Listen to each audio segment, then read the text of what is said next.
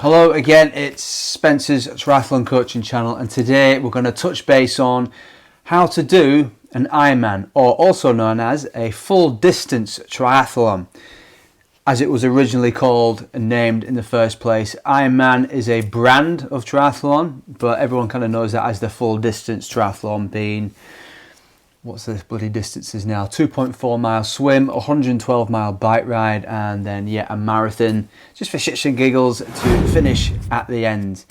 To date, I've done, what date is it today? It's 2024, it's October. I've done 2 full distance triathlons to date. I do hope to do more once things kind of settle down with my personal kind of family life. Just had a newborn. He's over 1 year old now, but as you can imagine, if you've had children, it's tiring. You don't heal as quick, and you've got to get your priorities in check. Now, that's my personal circumstances. It might not be yours.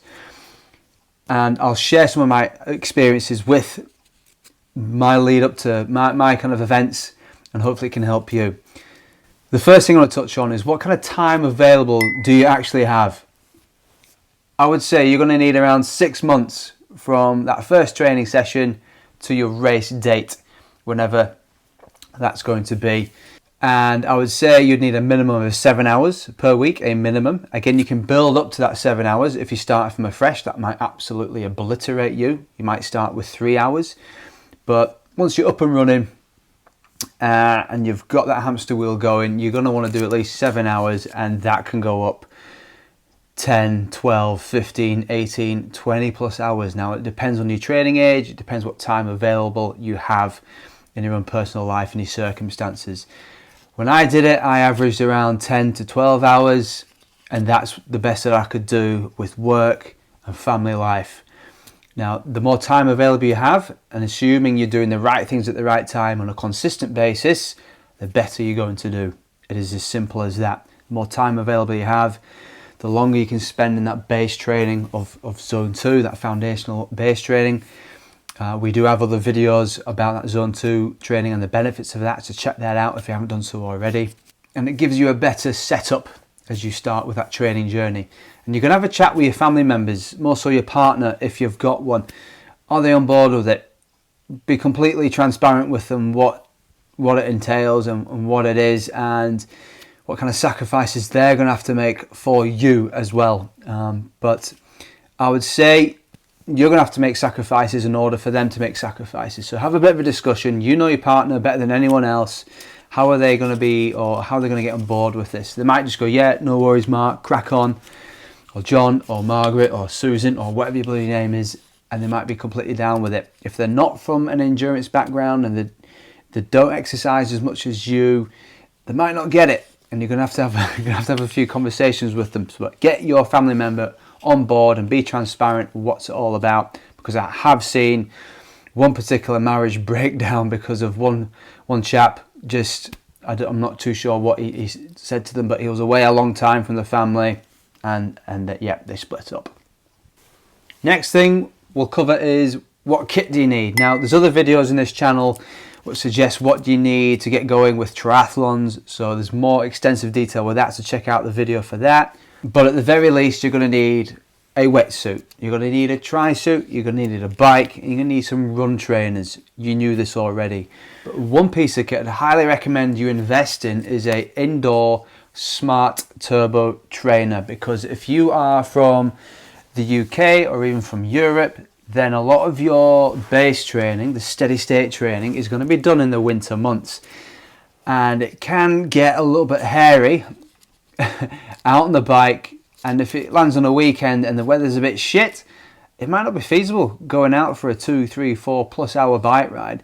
Sometimes it's more beneficial to stay indoors, especially during the week, have an hour here, an hour there. You can keep a constant kind of power going on the turbo trainer. You can monitor your heart rate a lot more effectively, or certainly you can keep it in the heart rate zones more effectively because there's no traffic lights or any kind of stopping in terms of interruptions with that. So yes, invest in a smart turbo trainer for sure.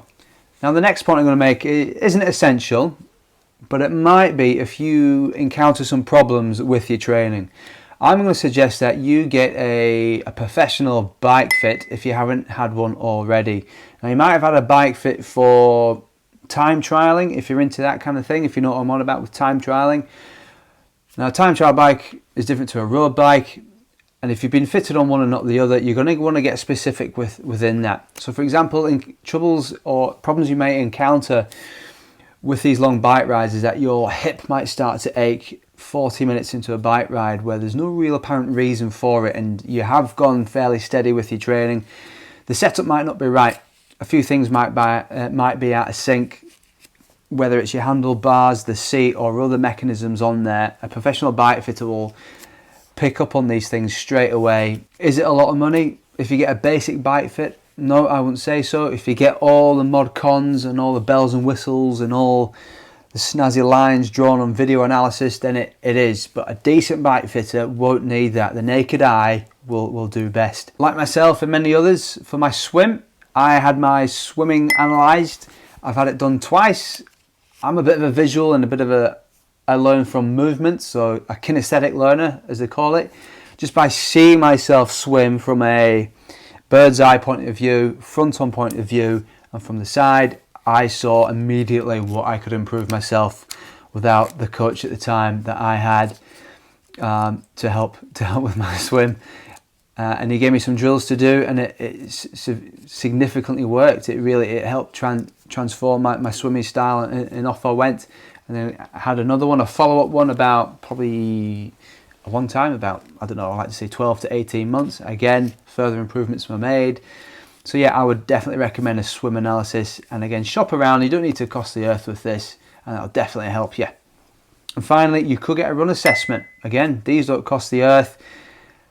And if you're not too sure about your running style, or if you think you can be more economical, it can definitely pay dividends with this. And a decent run analyst will also prescribe you some kind of strength and conditioning exercises to help out with any imbalances with your strength within your body, especially if they've got a sports injury or sports therapy background as well. Now, in regards to your training, where do you start with your training? I would start at all three disciplines, swim, bike and run, at the early stages. And for a good amount of time, you're going to have the intensity level at a conversational level, so you can exercise where you can hold a conversation. And that was typically going to be around like your zone 2 kind of level. And it's going to build a nice foundational base before you start upping the intensity. And from week on week and month on month, for example, week on week and month, you're going to build with the time frames. So you might start with 3 hours week 1, 3.5 week 2, 4 hours week 3, so on and so forth. And you might have a bit of a deload week and you crack on again. Something called periodization. Now, a good coach will take you through this, and they will actually figure out your training zones, which is essential before you start any kind of swim, bike and run training. And when it comes to the swim, you're going to need your critical swim speed. Again, not essential. I'd probably focus on the technique, if that's something that you feel is more important than the actual speed of swimming. Within your cycling, it's handy to know, not essential, but it's certainly handy to know your power zones. And I would say equally as important is your heart rate zones as well. So what is a zone 2 training session for Bob? What is a zone 2 training session for Susan? They may be exercising 120 beats at the same time. That might be zone 1 for Bob, but that might be zone 2 for Susan. It's all individualistic, and their maximum heart rates will be completely different as well. So figuring out those training zones is essential. And again, other videos within this channel will go into more detail with that. But essentially, week on week, you're gradually going to build this foundation of training and become more robust and offset any niggles or injuries. So when you do start to go out of zone 2 and into a bit of tempo training or sweet spot training, or even your threshold training, you're not going to crumble. And I'm not saying you will crumble if you don't do the zone 2, but you're seriously minimizing and de-risking getting injured with that in terms of the overuse injuries, especially because within the triathlon world, 85% of injuries, I'll say that again, 85% of injuries in triathlon are overuse injuries, meaning it's a repetitive movement done incorrectly and they've got the intensities wrong. they've reached their capacity to train, and the body's, more so the tendons typically, or tendinopathy, or you might have heard of tendinitis, they blow up and things start to hurt, and then the consistency of training is a little bit messed up. But what you want is consistently training through the weeks and the months. When you get to race day, you're firing and you're ready and you know you can complete this thing. I would personally recommend 1 gym session per week. Now, this doesn't have to be eyeballs popping out your skulls kind of a gym session. At the same time, you want to build it up so it's actually effective and it's not a waste of your time. You can have a look on YouTube for strength and conditioning for triathlon, and what's going to probably pop up first is the GTN channel. And I've had a look at them as well, and I seriously recommend that they, if they are listening, get a proper strength and conditioner on board, whether it's from British Triathlon themselves, the couple of lads that are in place there now, I believe they're the top lads and they know what they're doing. Get them on your show and let them explain what's effective strength and conditioning for triathlon. But yeah, I would recommend 1 session per week, which we cater for in our coaching package. Lots of regressions, lots of progressions, lots of movement analysis, and it's not one size fits all, where you'll see on YouTube quite a lot of the time, and it needs to be effective. You need to do the strength training. Not a lot of people know what strength training is. They just think it's lifting a weight. It's not. You have to get the parameters absolutely right. It's fairly heavy. It's around an 8 out of 10. You need a decent amount of rest time between each set. And once you've built on the strength and that foundation, because your strength training is essentially similar to your endurance zone 2 training, it's the foundation. And once you've got that strength training, you can build on other elements. It makes plyometrics a lot easier. It makes power movements a lot easier. And you can improve your economy at the end of it all. Okay, so you can go faster for longer with a lower heart rate. Win-win. So if anybody tells you it's a waste of time, they don't fully understand it. They're certainly not from a strength and conditioning background and may see it as a bit of a threat because of lack of their knowledge. I'm sorry, but that's what I think it is.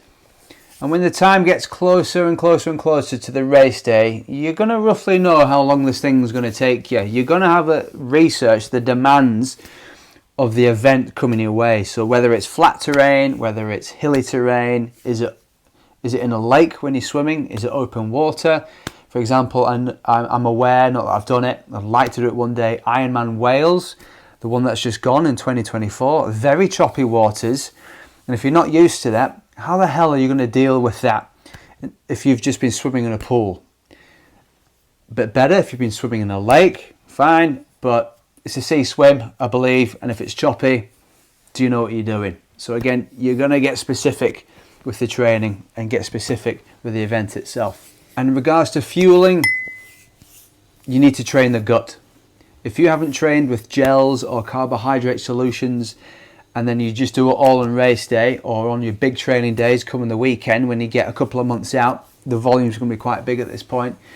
If you haven't got that kind of stimulus or that exposure, shall I call it, of the sugars, all different types of sugars that come into the gut's not going to know what's coming its way, and you're going to spend half the time in the Portaloo redecorating it all.